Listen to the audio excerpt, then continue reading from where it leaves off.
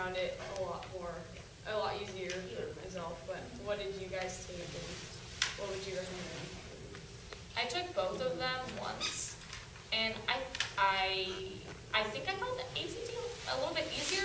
I don't really know. I feel like I kind of like that I was able to take both, because it kind of gave me a perspective on like how I was doing, and you could look at both lists and not, you know what I mean?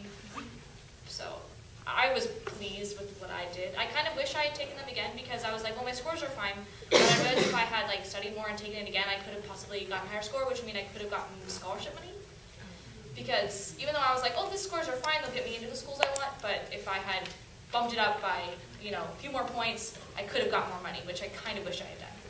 Yeah, I wish on that, a lot of schools have it where you're automatically entered kind of into a scholarship pool, or you'll kind of automatically get scholarships from the foundation at that school. And so, you know, they're not even ones that you apply for, even ones that you realize you could get, but your stats matter for that.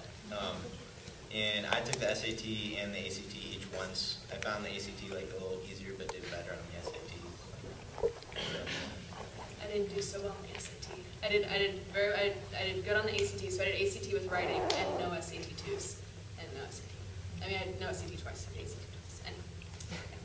Anyway. I just kind of decided to really focus on the SAT and study a lot for that, and take a course with that. And I figured since I put so much time in that, it would be kind of a waste of time to take the ACT as well. And I ended up doing well on the SAT, so at that point I really saw no point in taking the ACT. I'm getting my words mixed up. But yeah, I would say if you, like in my experience, I thought it was just better to really focus on one and study for that, and then you should be, I mean, as prepared as you're going to be. So I don't think it's good to kind of spread yourself out if you're studying for them. At the same time, though, they are pretty similar. Like, I took a class for the SAT and just focused on that, and then I took the ACT and kind of looked over a practice test just to see what it was like, but I didn't study for it at all. And I don't feel like it really hindered me by not studying for it, because, you know, the math is pretty similar, and, you know, the concepts of, like, reading comprehension and stuff, I mean, it's pretty much the same, so. They're just set up to, yeah. For me, I took SAT in the fall, because that's what, you know, the West Coast pushes a lot. ACT is actually something that the Midwest is more popular with. So I took the ACT after realizing that's where I wanted to be, and I did better in the ACT. But I can tell people who don't know, the SAT takes the best score in each section. You do really well in math, reading, and they add it up. The ACT does not do that. And I didn't realize that. I studied really hard for the English on ACT, did well in that. The next one I studied really hard for math, and then I got the same score both times. And then the SAT, I did the same thing, and I got to add up to a better score. So just keep in mind that ACT doesn't do that like SAT. But Spencer, how about you? I took the SAT my sophomore year, just sort of like trying it out to see what I was going to do. And my score was, you know, like I wasn't headed for Ivy League. I just didn't want that. I didn't want to pay that either. And so, you know, my score was more than enough to get me into all the schools I was applying for. So I was pretty much set. Yeah, and I took both as well, and like pretty much everyone else here, I found the ACTs much easier, and I was pleased with my scores. But something my parents did for me, which was really helpful, is there are so many different kinds of books that you can buy. I mean, you can go to Borders or Barnes & Noble, and they have practice tests, they have study tips, and you know, even just going over that, like during the summer, you know, in your free time, like just go over a couple pages helps. Yeah. How many of you took a prep course? And I'd like to mention something about the SAT ACT thing. Something you can kind of use to remind your kids of, you know, the importance of it is that this is one test that in a way can kind of make up for any other sort of laziness they may have had in high school. That was the mode I was in. So I kind of slacked off in high school, but really just busted my butt on the SAT studying, and I think that really paid off and made up for some more lacking areas. Can you guys tell us what type of study program you did for the SAT? The one at the high school that they offer here. I think they offer at the high school. Yeah, they do. School. Maybe school. Yeah, I did that. Mine was a private person. It was like me and like 6 other kids, and we'd live in a room, and each day we would do some practice problems, and we did a practice test a couple times, and she scored it for us and talked about which areas we needed to work on. Do you know what it was called? I think it's called College Bound Test Prep. It's a small, Yeah. couple of former teachers out in Aloha. Oh, It's okay. reasonable, about $300 or $400. What did you do?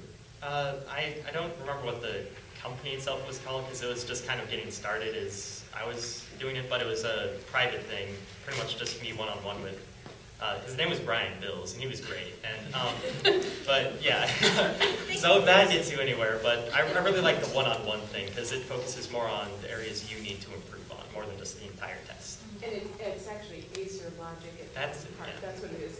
And they do teach really to the test.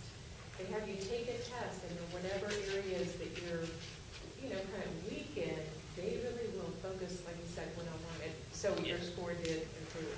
Did your score Yeah. improve quite a bit? Well, I only took it once, but I did really well, so. Oh, there you go. Good for you. Well, any questions at this point on the college application process? Any of you want to include things you're curious about?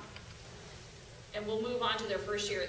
Oh, no, Rhonda? Well, it's kind of an aside, but how many of you did Scholars Alliance? Am I the only one?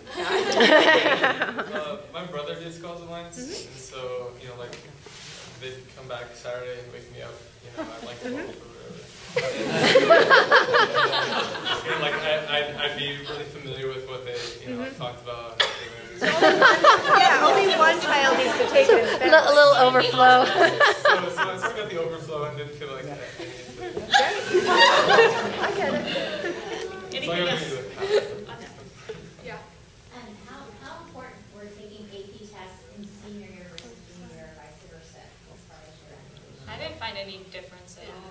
Me either. I mean, they both, you take them by the time, put them on your application. I mean, there's really any difference. I mean, you can't have your scores for your senior year on your applications, but I don't think that really makes a difference. Because they know, obviously, you're taking the class, so you can't get the score, so it's not like, well, you don't have your score, so that's really a problem. This may be a sort of sensitive question, and if everybody says, I don't want to talk about it, that's fine. But I think that there's sort of a mania about, we all need to apply to 6 through 9 schools. In the end, don't you really kind of get into most of them? I mean, no? Okay. Well, it depends on how high you aim. Sure. Yeah. Right. You just gotta spread it out. Like, I had ones that were my top, like, that is where I want to go, and then ones where, like, I think I could get there, and then ones are like, okay, I'm definitely in.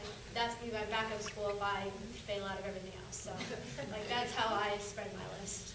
I applied to 9, I only got into 4. I got waitlisted at a lot, but, I mean, yeah.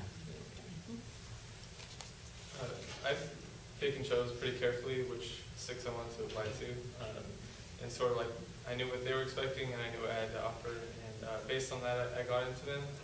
So in that kind of regard, depending on what your 6 to 9 schools that you're planning on applying to, you do get in. But like I'm not looking to apply to Yale to be like a pre-med or something when I've spent most of my years here messing around in the theater.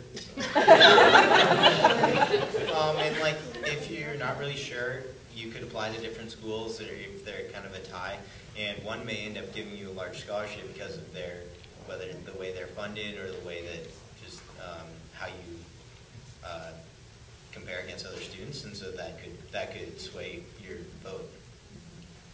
So how is it when you're making an application and reading through everything, is that how you know what they expect of you? To know whether you bother to apply there? What are the It's all expectations? online. Yeah, and like a lot of like books about college, and a lot of them from like the counseling office and stuff. These are the ACT scores about their GPA, all that kind of It's stuff. also in the Naviance. Right. You can look up whatever school you want. Yeah, the application doesn't really say like you have to have this score. It's more you can look at like what the average score of someone gets in it, and they actually have like graphs. Besides scores, or what else are they looking for? Extracurricular? Yeah, I think it's like being involved in a lot of things is important for women, especially nowadays. You sort of want to make it so that you stand out, because they're getting thousands of applications. So, not necessarily in your extracurriculars, but maybe in your college essay or, whatever you can do to make yourself seem like a valued individual is really valuable for when you apply to. I know I had I have a 3.3, and applying to colleges too. And I'm not a great test taker, like, at all. I got a 25 on the ACT, like my third time taking it. Just never really been into the whole like must do well in school like all the time, blah, blah. But anyone who knows me like knows I'm like pretty laid back with all that stuff. But I'm like really involved in the school, and I think that they really like to see that. I think that really saved me.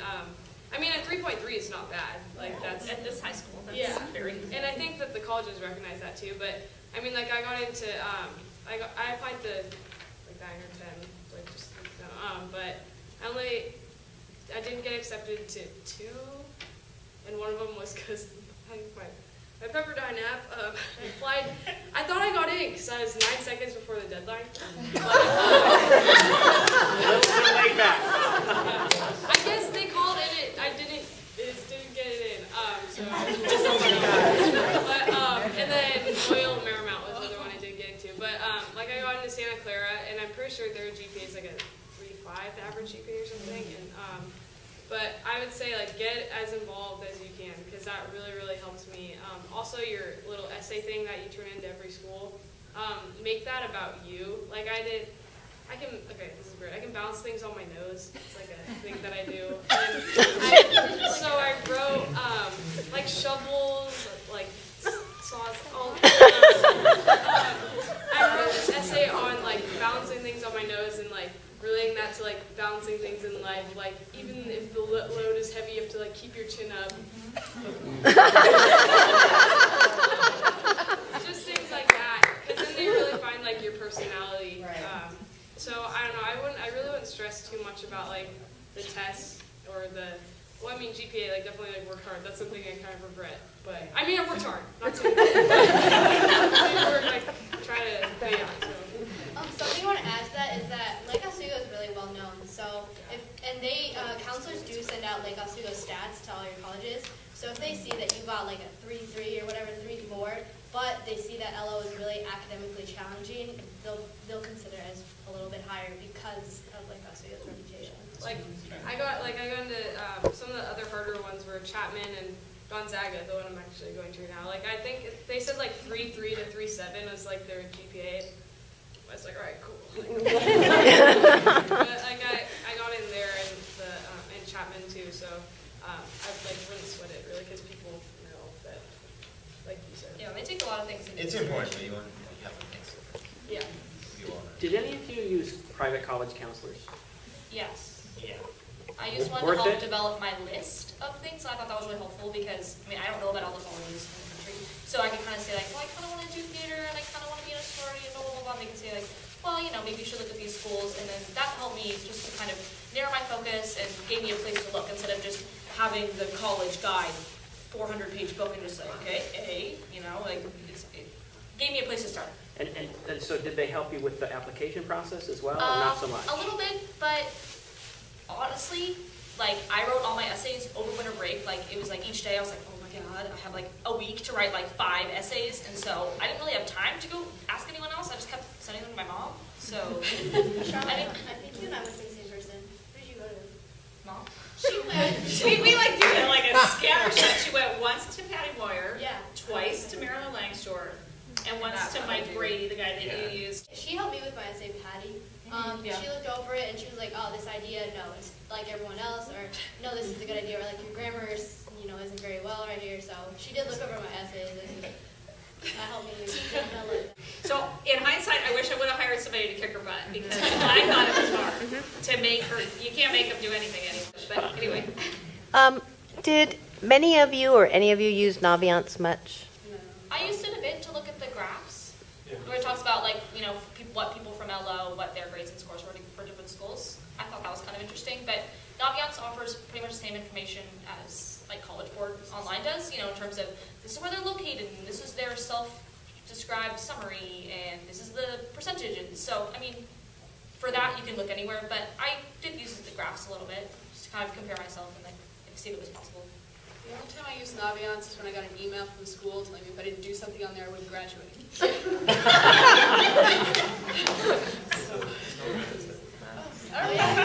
You know,